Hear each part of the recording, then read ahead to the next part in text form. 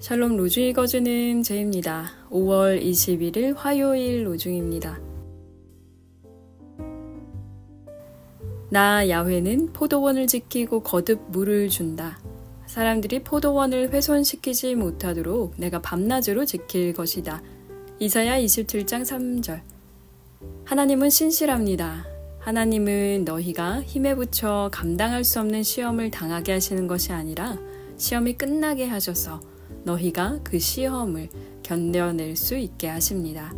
고린도전서 10장 13절. 지구와 우리를 잘 지켜내는 하루 보내세요. 샬롬 하올람. 고린도전서 10장은 우상 숭배를 경계하는 내용입니다. 그런데 오늘 우리가 읽은 가르침의 본문 고린도전서 10장 13절은 그 가운데 하나님의 지키심을 이야기하고 있습니다. 우상 숭배가 무엇일까요? 단순히 다른 신을 섬기는 걸 이야기하는 걸까요? 물론 그것을 포함하지만 더 현실적이고 깊이 있는 의미가 있습니다.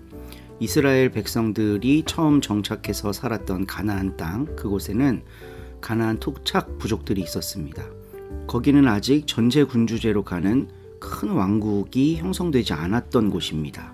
그런데 그곳 문화는 아래로는 이집트, 위로는 메소포타미아의 대국들의 문화 영향을 받아서 그 대국의 질서에 의해 움직여지는 그런 땅이었습니다. 철기 문화를 받아들이고 계급을 받아들이고 높은 사람, 낮은 사람 나누는 그런 사회였죠. 아주 대표적인 예가 이스라엘 백성이 가나안에 진입해서 처음으로 정복했던 성읍인 여리고입니다. 여리고에는 라합이라고 하는 기생이 살고 있었죠. 라합은 그 사회의 어두운 면을 상징적으로 드러냅니다. 근데 그 땅이 어떤 땅입니까? 가나안 토착 신들을 섬기는 땅이었습니다. 그 토착 신을 섬기면서 누군가는 기생의 삶으로 내몰아버리는 그런 땅, 그곳이 바로 가나안이었죠. 이스라엘은 그곳을 정복하고 그런 문화들을 회복했어야만 합니다. 우상을 섬기지 말라는 것은 단순히 바알이나 아세라 신 앞에서 절하지 말아라 이런 뜻으로만 머물러서는 안 됩니다. 바알과 아세라 신을 섬긴다고 하면서 만들어낸 그 사회의 문화, 거기에 독이 있다는 겁니다. 그러면 곧 하나님의 백성들이 야훼를 섬기면서 그 땅에서 살 때 우상을 섬기지 말라는 건 그 땅에서 라합 같은 존재를 만들어내지 말라는 거죠. 근데 그 사회의 질서는 라합 같은 존재를 만들어야만 공고해지는 구조였습니다. 로마에 속해 있던 고린도도 마찬가지죠. 그 땅의 문화는 이방신을 섬기고 제사 지내고 음란이 가득하고 좋지 않은 문화를 만들어내는 곳이었을 겁니다. 거기서 편하게 살려면 그 문화에 적응하면 돼요. 근데 바울이 우상 숭배하지 말아라 라고 하는 것은 그 사회에 스며들어 아무런 문제의식을 갖지 않고 그냥 살아가는 걸 거부하라는 겁니다. 하나님의 백성으로 예수 그리스도의 피값 주고 산 성도로 살으라는 것, 그게 우상 숭배하지 말라는 겁니다. 근데 그 사회 질서에 순응하지 않으면 여러 가지 불편들이 다가오겠죠. 그때 고린도전서 10장 13절 말씀이 그 불편한 삶을 사는 사람들에게 위로가 됩니다. 하나님은 신실합니다. 하나님은 당신들이 힘에 부쳐 감당할 수 없는 시험을 당하게 하시려는 것이 아니라 시험이 끝나게 하셔서 그 시험을 견뎌낼 수 있게 하십니다. 하나님이 돌보실 테니 걱정하지 마십시오. 우상 숭배 거부하다가 당할 모든 불합리함 우리 하나님 알고 계십니다. 그러나 하나님이 당신들과 함께합니다. 이런 위로의 메시지를 전하고 있습니다. 우리들도 이 메시지가 우리의 삶의 위로가 되기를 바랍니다. 그러려면 우상 숭배를 거부하는 삶을 살아야겠죠. 오늘도 좋은 하루 되세요. 5장. 그리스도께서 우리를 해방시켜 주셔서 우리는 자유의 몸이 되었습니다. 그러니 마음을 굳게 먹고 다시는 종의 멍에를 매지 마십시오. 나 바울로가 여러분에게 말합니다.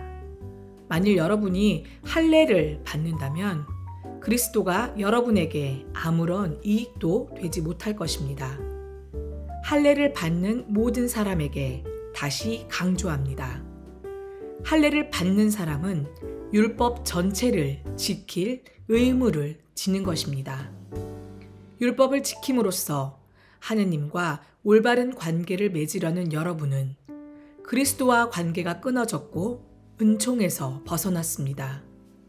그러나 우리는 하느님께서 우리의 믿음을 보시고 성령을 통해서 우리를 당신과 올바른 관계에 놓아주시리라는 희망을 가지고 있습니다. 그리스도 예수를 믿는 사람에게는 할례를 받았든지 받지 않았든지 하는 것이 중요하지 않고 오직 사랑으로 표현되는 믿음만이 중요합니다. 여러분이 전에는 그렇게도 잘 달리고 있었는데 누가 여러분을 가로막아 진리를 따르지 못하게 하였습니까? 여러분을 부르신 분이 그렇게 꾀었을 리는 없습니다. 적은 누룩이 온 반죽을 부풀게 합니다. 여러분과 함께 주님을 믿는 나는 여러분이 다른 생각을 품지 않으리라는 것을 확신합니다. 또 여러분의 마음을 교란시키는 자는 그가 누구든지 간에 심판을 받을 것입니다.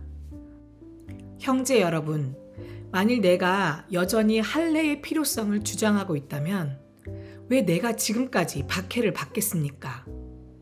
내가 아직도 할례를 전하고 있다면 내가 전하는 십자가가 걸림돌이 되지는 않을 것입니다. 할례를 주장하여 여러분을 선동하는 자들은 그 지체를 아예 잘라버리는 것이 어떻겠습니까? 형제 여러분, 하느님께서는 자유를 주시려고 여러분을 부르셨습니다. 그러나 그 자유를 여러분의 육정을 만족시키는 기회로 삼지 마십시오. 오히려 여러분은 사랑으로 서로 종이 되십시오.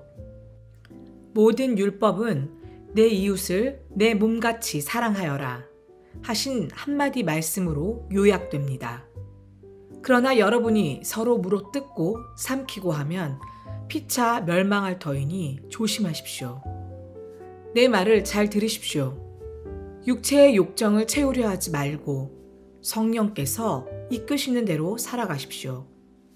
육체의 욕망은 성령을 거스르고 성령께서 원하시는 것은 육정을 거스릅니다. 이 둘은 서로 반대되는 것이기 때문에 여러분은 자기가 원하는 일을 할 수 없게 됩니다. 성령을 따라 사는 사람은 율법의 지배를 받지 않습니다. 육정이 빚어내는 일은 명백합니다.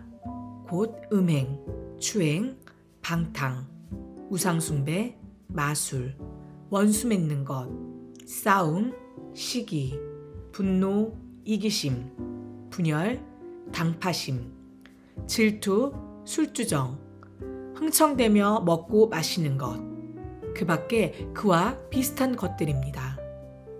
내가 전에도 경고한 바 있지만 지금 또다시 경고합니다.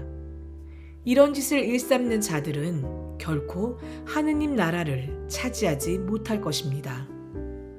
성령께서 맺어주시는 열매는 사랑, 기쁨, 평화, 인내, 친절, 선행, 진실, 온유, 그리고 절제입니다. 이것을 금하는 법은 없습니다.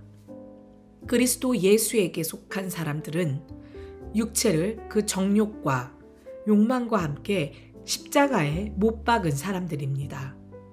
성령께서 우리에게 생명을 주셨으니 우리는 성령의 지도를 따라서 살아가야 합니다. 우리는 잘난 체 하지 말고 서로 싸움을 걸지 말고 서로 질투하지 말아야 합니다. 아멘.